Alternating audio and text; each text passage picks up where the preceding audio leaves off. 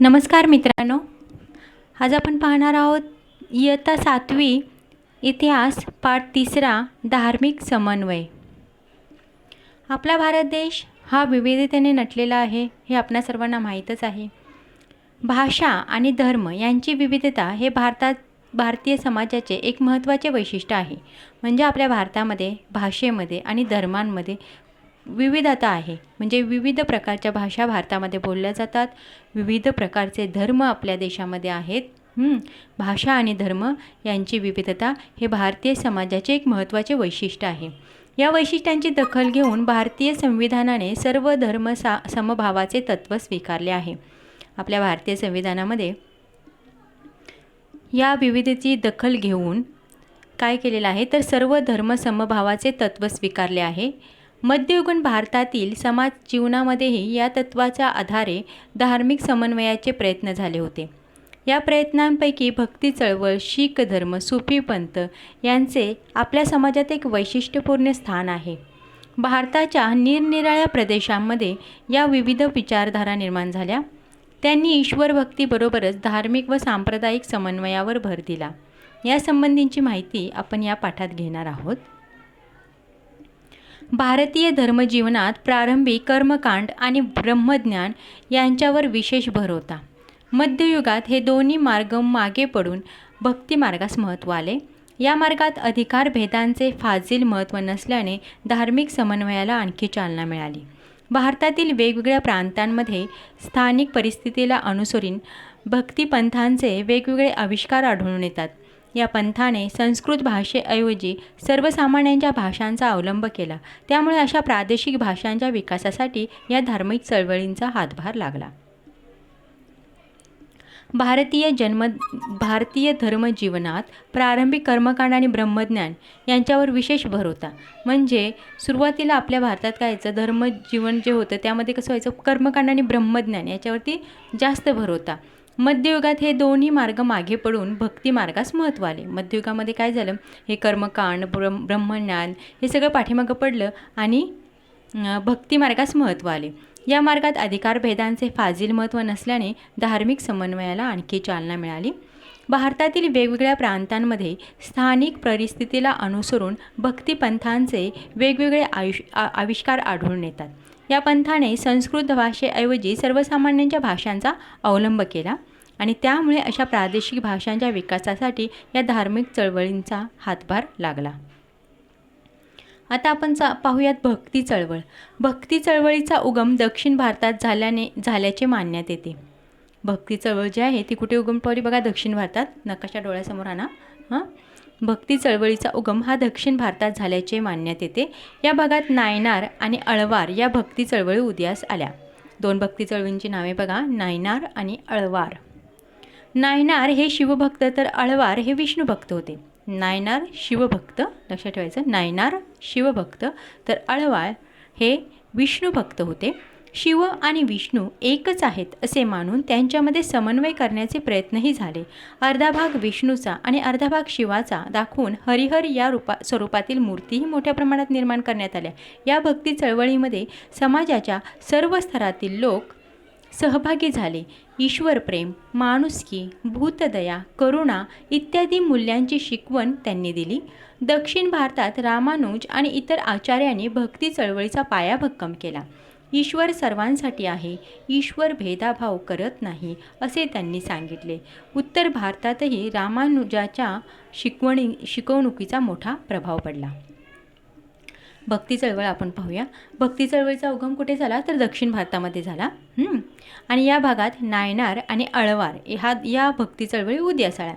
नायनार म्हणजे शिवभक्त तर अळवार म्हणजे विष्णुभक्त। शिव आणि विष्णू एकच आहेत असे मानून त्यांच्यामध्ये समन्वय करण्याचे प्रयत्नही झाले। अर्धा भाग विष्णूचा आणि अर्धा भाग शिवाचा असं दाखवून अशा मूर्तीही तयार करण्यात आल्या। हरिहर या स्वरूपातील मूर्ती मोठ्या प्रमाणात निर्माण करण्यात आल्या। या भक्ती चळवळींमध्ये समाजाच्या सर्व स्तरातील लोक सहभागी झाले।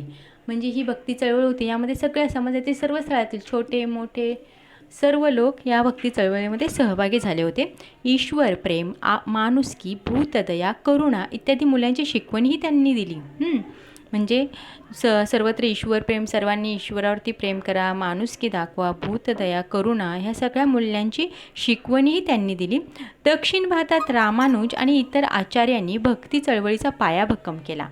दक्षिण भारतामध्ये काय केलं, रामानुज आणि इतर जे आचार्य होते त्यांनी काय केलं, भक्ती चळवळीचा पायाभक्कम केला. भक्ती चळवळीमध्ये काय काय शिकवलं जायचं, तर ईश्वर प्रेम, माणुसकी, भूतदया, करुणा या मूल्यांची शिकवण दिली जायची. मग रामानुज आणि त्यांचे जे आचार्य होते त्यांनी काय केलं, भक्ती चळवळीचा पायाभक्कम केला, म्हणजे सगळीकडे भक्ती चळवळी पसरवली. ईश्वर सर्वांसाठी आहे, ईश्वर भेदभाव करीत नाही असे त्यांनी सांगितले. आणि उत्तर भारतातही रामानुजांच्या शिकवणुकीचा मोठा प्रभाव झाला. ही ती भक्ती चळवळ होती ती दक्षिण भारतामध्ये त्याचा उगम झाला होता. त्यावेळी नायनार आणि आळवार ह्या 2 भक्ती चळवळी होत्या. नायनार म्हणजे शिव आणि आळवार म्हणजे विष्णू. नायनार म्हणजे शिवभक्त, तर आळवार म्हणजे विष्णुभक्त. शिव आणि विष्णू हे एकच आहेत असे सांगून धार्मिक समन्वयही करण्याचा प्रयत्न केला. आणि हरिहर या स्वरूपातील मूर्ती म्हणजे एक भाग शिवाचा आणि एक भाग विष्णूचा, अशी हरिहर या स्वरूपातील मूर्ती मोठ्या प्रमाणात निर्माण करण्यात आल्या. आणि या भक्ती चळवळीमध्ये काय, समाजाच्या सर्व स्तरातील लोक यामध्ये सहभागी झाले होते. ईश्वर प्रेम, माणुसकी, भूतदया, करुणा इत्यादी मूल्यांची शिकवणही दिली गेली त्यावेळी. आणि दक्षिण भारतात रामानुज आणि त्यांचे आचार्य यांनी मिळून काय केलं, या भक्ती चळवळीचा पाया भक्कम केला. ईश्वर सर्वांसाठी आहे, ईश्वर भेदभाव करीत नाही असे त्यांनी सांगितले. उत्तर भारतातही रामानुजांच्या शिकवणुकीचा मोठा प्रभाव पडला. बघा, दक्षिण तसेच उत्तर भारतातही रामानुजांनी ही जी शिकवण दिली होती, ईश्वर भेदभाव करत नाही, ईश्वर सर्वांसाठी आहे, या शिकवणुकीचा उत्तर भारतातही मोठ्या प्रमाणात प्रभाव पडला. आता आपण पाहूयात, इथे बघा संत कबीरांचा फोटो दिला आहे. उत्तर भारतात संत रामानंद यांनी भक्तीचे महत्त्व सांगितले. संत कबीर हे भक्ती चळवळीतील एक विख्यात संत होते. त्यांनी तीर्थक्षेत्र, व्रते, मूर्तिपूजा यांना महत्त्व दिले नाही. सत्यालाच ईश्वर मानले, सर्व मानव एक आहेत अशी शिकवण दिली.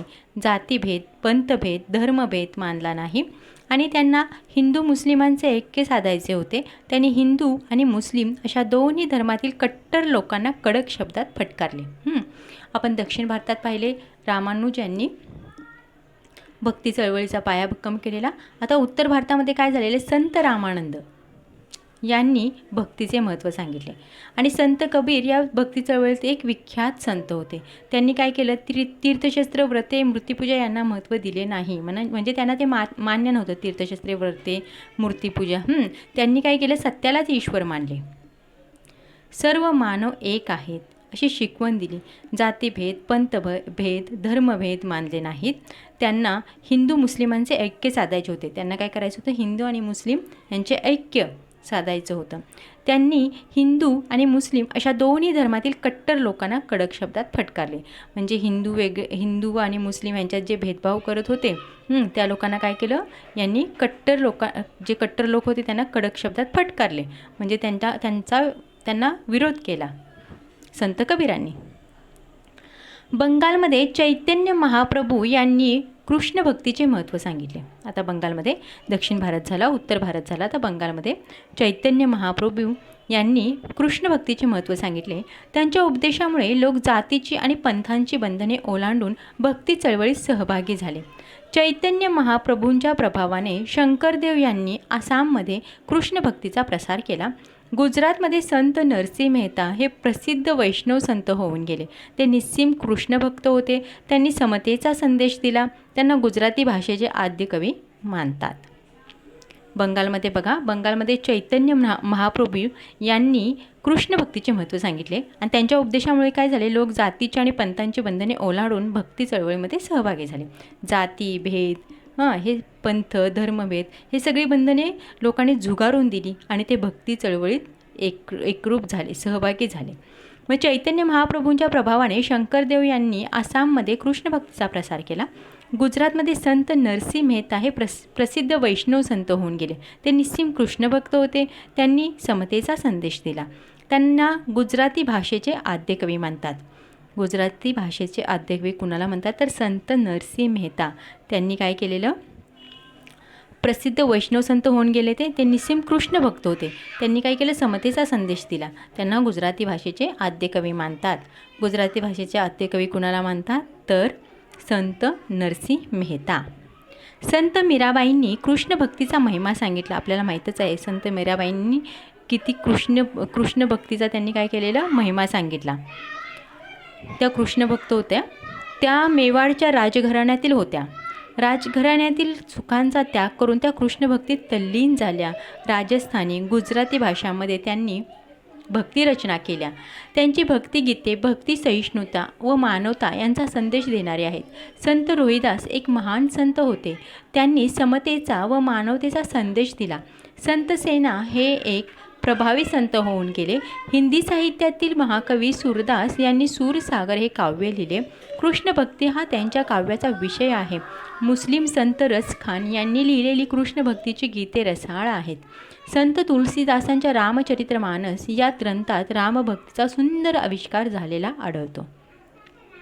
आपण पाहत होतो संत मीराबाई. संत मीराबाई आपल्या सगळ्यांनाच माहिती आहेत, त्या कृष्णभक्त होत्या.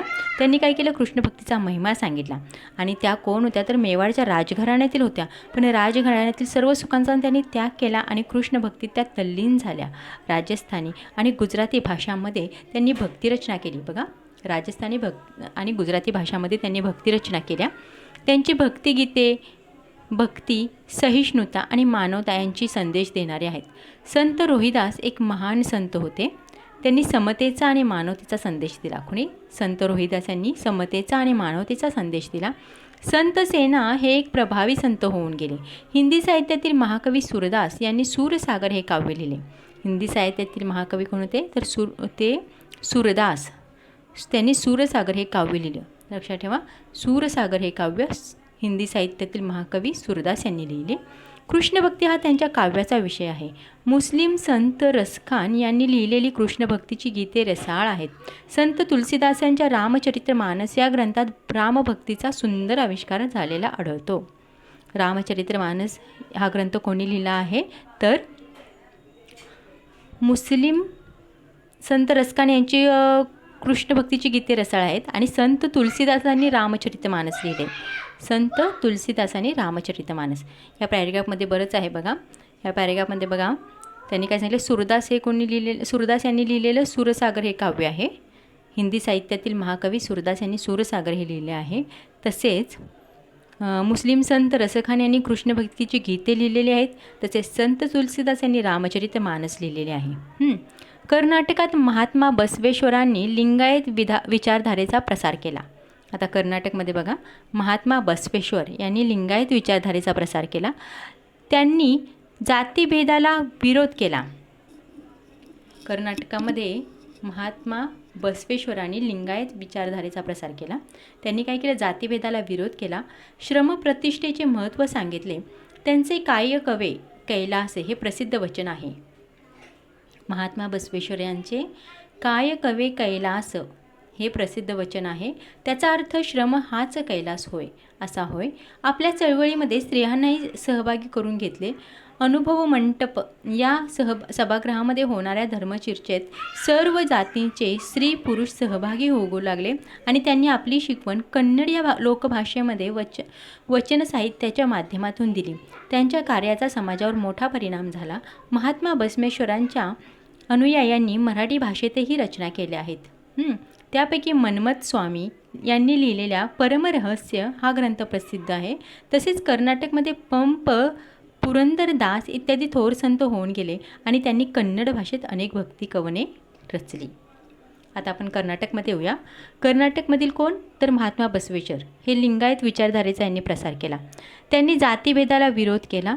श्रमप्रतिष्ठेचे महत्त्व सांगितले. त्यांचे बघा कुठलं, काय कवे कैलास हे प्रसिद्ध वचन आहे. महात्मा बसवेश्वर यांचे प्रसिद्ध वचन कोणते आहे तर काय कवे कैलास.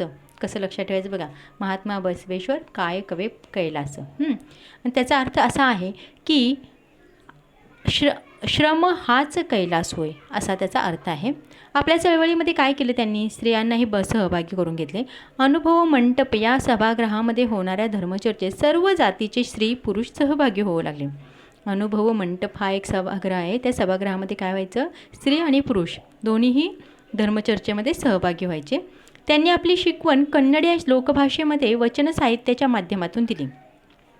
महात्मा बसवेश्वर हे कर्नाटकमध्ये होते, तर कर्नाटकामध्ये कुठली कन्नड भाषा, तर त्यांनी काय केलं, कन्नड या लोकभाषेमध्ये वचन साहित्याच्या माध्यमातून शिकवण दिली. त्यांच्या या कार्याचा समाजावर मोठा परिणाम झाला. महात्मा बसवेश्वरांच्या अनुयायांनी मराठी भाषेतही रचना केल्या आहेत. बघा, महात्मा बसवेश्वर यांनी काय केलेलं, कन्नड भाषेमधून शिकवून दिली आणि त्यांचे जे अनुयायी होते त्यांनी मराठी भाषेमध्येही रचना केल्या. आणि त्यापैकी मन्मथ स्वामी यांनी लिहिलेला परमरहस्य हा ग्रंथ प्रसिद्ध आहे. मन्मथ स्वामींचा कुठला ग्रंथ आहे, परमरहस्य. कर्नाटकमध्ये पंप, पुरंदरदास इत्यादी थोर संत होऊन गेले आणि त्यांनी कन्नड भाषेत अनेक भक्ती कवने रचली. पुढे संत आणि त्यांचे ग्रंथ असं लिहून सेपरेट काढा, म्हणजे तुमच्या ते लक्षात राहील आणि ते सारखं वाचत राहा, म्हणजे तुम्हाला पाठ करायची गरज नाही, ते वाचून वाचून आपोआप लक्षात राहील. इथे आपण बघितलं बसवेश्वरांनी कुठला लिहिला आहे ग्रंथ, काय कवे कैलास, हे वचन आहे बसवेश्वरांचं. मन्मथ स्वामी यांनी परमरहस्य हा ग्रंथ लिहिला आहे आणि पुरंदरदास हे थोर संत होऊन गेले, त्यांनी कन्नड भाषेत अनेक भक्ती कवने रचली आहेत. महानुभाव पंथ पाहूयात आपण. 13व्या शतकात चक्रधर स्वामींनी महाराष्ट्रात महानुभाव पंथ प्रवर्तित केला. हा कृष्ण भक्तीचा उपदेश करणारा पंथ आहे. श्री गोविंद प्रभू हे चक्रधर स्वामींचे गुरु होते. चक्रधरांच्या शिष्यामध्ये सर्व जाती जमातीतील स्त्री पुरुषांचा समावेश होता.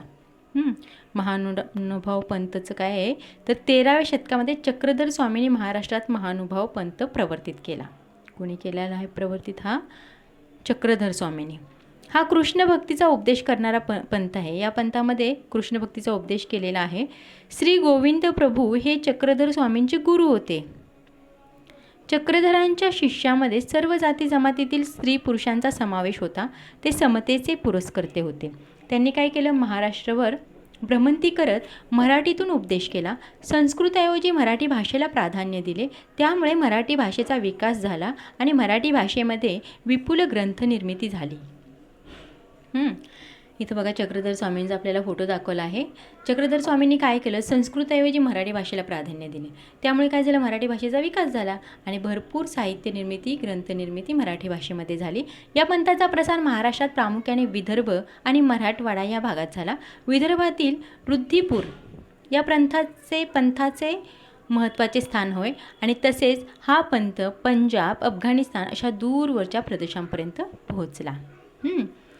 या पंथाचा प्रसार कुठे कुठे झाला, महाराष्ट्रात प्रामुख्याने विदर्भ आणि मराठवाडा या भागात झाला आणि विदर्भातील रुद्रपूर हे या पंथाचे महत्त्वाचे स्थान होय आणि तसेच हा पंथ पंजाब, अफगाणिस्तान अशा दूरच्या प्रदेशामध्ये पोहोचला. माहीत आहे का तुम्हाला, मध्ये पहा, महानुभाव पंथांच्या अनुयायांनी केलेल्या काही प्रमुख रचना पुढीलप्रमाणे आहेत.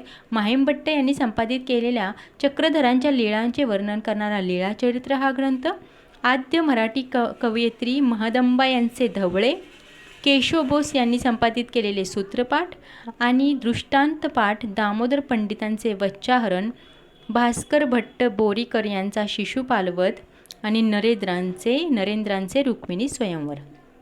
मी तुम्हाला आत्ताच म्हटलं होतं, संत आणि त्यांनी लिहिलेल्या रचना असा वेगळा एक कॉलम करा. इकडे संतांचं नाव, इकडे त्यांनी केलेल्या रचना, म्हणजे तो तुम्ही सतत वाचत राहिला तर तुमच्या लक्षात राहील. याच्यामध्ये त्यांनी सांगितलं आहे की माहीत आहे का तुम्हाला, मध्ये काय केले, महानुभाव पंथांच्या अनुयायांनी केलेल्या काही प्रमुख रचना. हे सगळे महानुभाव पंथांच्या अनुयायी आहेत. त्यांनी पुढीलप्रमाणे रचना केल्या आहेत. माहिमभट्ट यांनी संपादित केलेल्या चक्रधरांच्या लीळांचे वर्णन करणारा तो आहे लीळाचरित्र. माहिमभट्ट यांनी कुठला केलेला आहे, चक्रधर स्वामींच्या लीळांचे वर्णन करणारा लीळाचरित्र केलेला आहे. आणि आद्य मराठी कवयित्री आहेत कोण, महदंबा यांचे धवळे आणि केशवबस यांनी संपादित केलेले सूत्रपाठ आणि दृष्टांतपाठ कोणाचे आहेत, तर केशवबोस यांचे. आणि दामोदर पंडितांचे वच्चाहरण, भास्कर भट्ट बोरीकर यांचा शिशुपालवध आणि नरेंद्रांचे रुक्मिणी स्वयंवर. आता माहीत आहे का तुम्हाला, म्हणजे आज काय सांगितले त्यांनी, महाराष्ट्रात संत एकनाथांनी लिहिलेला हिंदू व मुसलमान यांच्यातील संवाद धार्मिक समन्वयाच्या दृष्टीने महत्त्वाचा आहे. संत शेख महमद अविंद त्यांचे हृदय गोविंद हे प्रसिद्ध वचन या समन्वयाचे एक उदाहरण आहे. महाराष्ट्र संत एकनाथांनी काय केले, हिंदू आणि मुस्लिम यांच्यातील संवाद धार्मिक समन्वयाच्या दृष्टीने महत्त्वाचा आहे. हिंदू आणि मुस्लिम हे सर्व एकच आहेत, तर त्याच्यातूनच धार्मिक समन्वय निर्माण होणार होता. जेव्हा असं होईल की हिंदू आणि मुसलमान सर्वजण एकच आहेत, सर्वजण भाऊ आहेत, असं जेव्हा मानलं जाईल तेव्हाच धार्मिक समन्वय घडून येणार होता. मग तेव्हा काय केलं, शेख महम्मद यांनी काय केलं, शेख महम्मद अविंद त्यांचे हृदय गोविंद हे प्रसिद्ध वचन म्हणजे एक समन्वयाचे उदाहरण आहे. संत शेख महम्मद, आता ॲक्च्युली संत शेख महम्मद हे कसे होते, मुस्लिम होते. तर त्यांनी कसं लिहिलेलं आहे, शेख महम्मद अभिंद त्यांचे हृदय गोविंद हे प्रसिद्ध वचन त्यांच्या समन्वयाचे एक उदाहरण आहे. म्हणजे त्यांनी हिंदू मुस्लिम समन्वय साधण्याचा प्रयत्न केला आहे आपल्या वचनातून. आता गुरु नानक हे शीख धर्माचे संस्थापक आणि पहिले गुरु हे आपल्या सर्वांना माहीतच आहेत. धार्मिक समन्वयाचा एक मोठा प्रयत्न म्हणून त्यांच्या कार्याचा उल्लेख करावा लागेल. त्यांनी हिंदू आणि मुस्लिम या दोन्ही धर्मांच्या विविध तीर्थक्षेत्रांना भेटी दिल्या. ते मक्केलाही गेले आणि भक्तिभावना सगळीकडे सारखीच आहे ही गोष्ट त्यांच्या लक्षात आली. सर्वांशी सारखेपणाने वागावे अशी त्यांची शिकवण होती. हिंदू आणि मुस्लिम यांचे ऐक्य साधावे यासाठी त्यांनी उपदेश केला. शुद्ध आचरणावर भर दिला. गुरु नानकांच्या उपदेशाने अनेक लोक प्रभावित झाले आणि त्यांच्या शिष्यांची संख्या दिवसेंदिवस वाढतच गेली. गुरु नानकांच्या अनुयायांना शिष्य म्हणजे शीख असे म्हणतात. गुरु ग्रंथ साहिब हा शीखांचा पवित्र ग्रंथ आहे. या ग्रंथांमध्ये स्वतः गुरु नानक, संत नामदेव, संत कबीर इत्यादी संतांच्या रचनांचा समावेश आहे. आता आपण पाहूयात गुरु नानक हे कोण होते, शीख धर्माचे संस्थापक आणि पहिले गुरु होते. शीख धर्माचे संस्थापक कोण होते, गुरु नानक, आणि तसेच ते पहिले गुरुही होते. आणि धार्मिक समन्वयाचा एक मोठा प्रयत्न म्हणून त्यांनी काय केलं, त्यांच्या कार्यांचा उल्लेख करावा असा वाटतो, कारण त्यांनी धार्मिक समन्वय घडवून आणल्यास खूप मोठी कामगिरी केलेली होती. आणि त्यांनी काय केले, हिंदू आणि मुस्लिम या दोन्ही धर्माच्या विविध तीर्थक्षेत्रांना भेट दिल्या. जरी ते शीख होते तरी त्यांनी काय केले, हिंदू आणि मुस्लिम यांची जी तीर्थक्षेत्रे त्यांना भेटी दिल्या. ते मक्केलाही गेले. मक्का मदिना तुम्हाला माहीत आहे, ते मुस्लिमांचे पवित्र क्षेत्र आहेत, धार्मिक क्षेत्र आहेत. आणि तरीसुद्धा ते मक्केलाही गेले आणि तिथे त्यांनी काय केलं, भक्तिभावना सगळीकडे सारखीच आहे. त्यांना असं जाणवलं की कुठेही गेलं तरी भक्तिभावना सगळीकडे सारखीच आहे. ही गोष्ट त्यांच्या लक्षात आली आणि सर्वांशी सारखेपणाने वागावे अशी त्यांची शिकवण होती. हिंदू आणि मुस्लिम यांचे ऐक्य साधावे यासाठी त्यांनी उपदेश केला. शुद्ध आचरणावरती भर दिला. गुरु नानकांच्या उपदेशाने अनेक लोक प्रभावित झाले. आपल्याला इथं गुरु नानकांचा फोटो दाखवलेला आहे. गुरु नानकांच्या उपदेशाने अनेक लोक प्रभावित झाले. त्यांच्या शिष्यांची संख्या दिवसेंदिवस वाढतच गेली. गुरु नानकांनी जे उपदेश केले त्याच्यातून अनेक लोक प्रभावित झाले आणि त्यामुळे त्यांचे काय झाले, शिष्य वाढतच गेले. गुरु नानकांच्या अनुयायांना शिष्य म्हणजे शीख असेही म्हणतात. शीख याचाच अर्थ शिष्य. गुरु ग्रंथ साहिब हा शीखांचा पवित्र ग्रंथ आहे. शीखांचा पवित्र ग्रंथ कोणता आहे, तर गुरु ग्रंथ साहिब. या ग्रंथांमध्ये स्वतः गुरु नानक, संत नामदेव, संत कबीर इत्यादी संतांच्या रचनांचा समावेश आहे. बघा, गुरु ग्रंथ साहिब हा शीखांचा ग्रंथ आहे, तरीही आपले हे संत आहेत ना, संत नामदेव, संत कबीर या संतांच्याही रचनांचा त्यामध्ये समावेश आहे. गुरु नानकानंतर शीखांचे 9 गुरु झाले. त्यांच्यानंतर 9 गुरु झाले. गुरु गोविंद सिंग हे शीखांचे 10वे गुरु होत. त्यांच्यानंतर सर्व शीख गुरु गोविंद सिंगांच्या आज्ञेप्रमाणे गुरु ग्रंथ साहिब या धर्मग्रंथालाच गुरु मानू लागले. गुरु नानकांच्या नंतर शीखांचे 9 धर्मगुरू झाले, परंतु शेवटचे कुठले, गुरु गोविंद सिंग. त्यांच्यानंतर काय झालं, सगळेजण गुरु ग्रंथ साहिब या धर्मालाच आपले धर्मग्रंथालाच गुरु मानू लागले. सुफी पंथ. सुफी हा इस्लाममधील एक पंथ होय. बघा, सुफी पंथ हा कुठला आहे, इस्लाममधील एक पंथ आहे. परमेश्वर प्रेममय आहे. प्रेम व भक्ती या मार्गानेच परमेश्वरांपर्यंत पोहोचता येते अशी सुफी साधूंची श्रद्धा होती. सर्व प्राणीमात्रावर प्रेम करावे, परमेश्वराचे चिंतन करावे, साधेपणाने राहावे अशी त्यांची शिकवण होती. ख्वाजा मोइनुद्दीन चिस्ती, शेख निजामुद्दीन अवलिया हे थोर सुफी संत होत. सुफी संतांच्या उपदेशामुळे हिंदू मुसलमान समाजात ऐक्य निर्माण झाले. भारतीय संगीतात सुफी संगीत परंपरेने मोलाची भर घातली आहे. संतांनी सांगितलेला भक्तिमार्ग सर्वसामान्यांना आचरणास सोपा होता. सर्व स्त्री पुरुषांना भक्ती चळवळीमध्ये प्रवेश होता. संतांनी आपले विचार लोकभाषेतून मांडले. सर्वसामान्य लोकांना ते अधिक जवळचे वाटले. भारतीय संस्कृतीची जी जडणघडण झाली आहे तिच्यामध्ये भक्तिमार्गाचा फार महत्त्वाचा वाटा आहे. सुफी पंथ पाहूया. आता सुफी पंथ हा कोण आहे तर इस्लाममधील एक पंथ आहे. त्यांची हे काय आहेत बघा, परमेश्वर प्रेममय आहे. प्रेम व भक्ती या मार्गानेच परमेश्वरापर्यंत पोहोचता येते. प्रेम आणि भक्ती म्हणजे सर्व प्राणीमात्रांवरती प्रेम करावे. प्रेम आणि भक्ती या मार्गानेच परमेश्वरांपर्यंत पोहोचता येते अशी सुफी साधूंची श्रद्धा होती. सर्व प्राणीमात्रांवर प्रेम करावे, परमेश्वराचे चिंतन करावे, साधेपणाने राहावे अशी त्यांची शिकवण होती. ख्वाजा मोइनुद्दीन चिश्ती, शेख निजामुद्दीन अवलिया हे थोर सुफी संत होय. सुफी संत कोणते कोणते आहेत बघा, ख्वाजा मोइनुद्दीन चिश्ती, शेख निजामुद्दीन अवलिया हे थोर सुफी संत होत. सुफी संतांच्या उपदेशामुळे हिंदू मुसलमान समाजात ऐक्य निर्माण झाले. सुफी संतांमुळे काय झालं, त्यांचे जे उपदेश होते त्यामुळे हिंदू आणि मुसलमान यांचे समाजामध्ये ऐक्य निर्माण झाले. भारतीय संगीतात सुफी संगीत परंपरेने मोलाची भर घातली आहे. संतांनी सांगितलेला भक्तिमार्ग सर्वसामान्यांना आचरणात सोपा होता. सर्व स्त्री पुरुषांना भक्ती चळवळीमध्ये प्रवेश होता. संतांनी आपले विचार लोकभाषेतून मांडले. सर्वसामान्य लोकांना ते अधिक जवळचे वाटले. भारतीय संस्कृतीची जी जडणघडण झाली आहे तिच्यामध्ये भक्तिमार्गाचा फार मोठा वाटा आहे. आपली जी भारताची संस्कृती आहे त्याच्यामध्ये ती जडणघडण झाली, म्हणजे जो मेळ बसवला गेला त्याच्यामध्ये काय झालेलं, भक्तिमार्गाचा फार मोठा वाटा आहे. तर आत्ताच आपण धार्मिक समन्वय हा इयत्ता 7वीचा इतिहासातील 3रा पाठ पाहिला.